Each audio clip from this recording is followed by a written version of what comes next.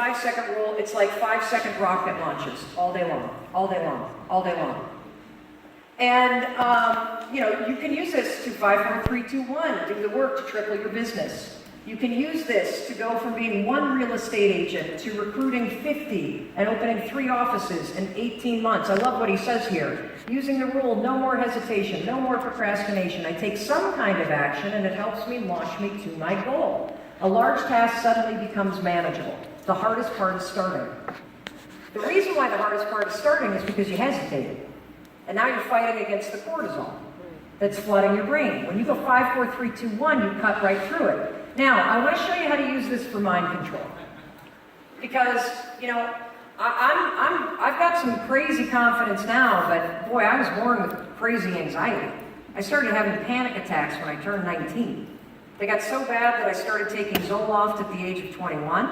I took it for 2 decades. It was an amazing miracle drug for me, and then about 5 years ago, I said, I wonder if I could cure myself of anxiety. And the answer is yes, you can.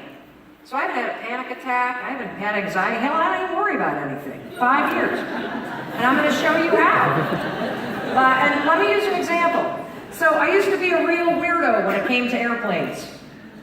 I would get to the airport and I'd be looking for babies, veterans, men and women in wheelchairs, because I could say to myself, okay, if these folks are getting on my plane, God's not letting it go down. I'm good.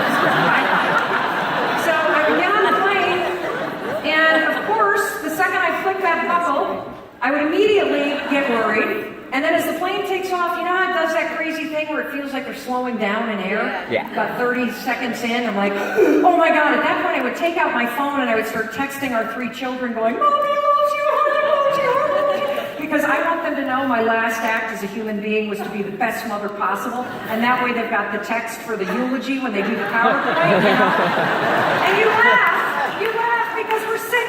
We're sick human beings. If I were to put a speaker on your head and broadcast the shit you say to yourself, you wouldn't be sitting at the summit of greatness. You'd be in an insane asylum right now. But the problem is we listen to it. You listen to it. The next chapter of your life is realizing you don't have to listen to this shit. And you shouldn't. You shouldn't. It doesn't matter what you're doing if you're torturing yourself up here. So what are you going to do? Here's what you're going to do. The second you feel those thoughts drift, because now you're back in the basal ganglia, you're in the red area, that's the danger zone, you're behind enemy lines. 5, 4, 3, 2, 1, it's like a mental bitch slap. Boom. Then what we're going to do is we're going to insert what I call an anchor thought. An anchor thought. An anchor thought is something that makes you feel excited, not calm. This is bad advice to tell people to calm down with anxiety. You want a thought that makes you feel excited. So when I get on that plane today and I fly back to Boston, I'm going to be thinking about arriving home and seeing the dog and seeing my husband and seeing the kids and how excited I feel. So when we hit turbulence, which we do, and I go, uh-oh, I'm about to die, because it's a habit, peanut butter and jelly, I'm going to go 5, 4, 3, 2, 1, to myself, so I don't scare the person sitting next to me. And then I'm going to visualize walking in that front door. And then I'm going to say, I'm so excited to get home. And something interesting is going to happen. I'm going to have just tricked my mind. Because my mind's going to go, oh, she's not nervous about flying. She's excited to get home. No problem. No cortisol comes in.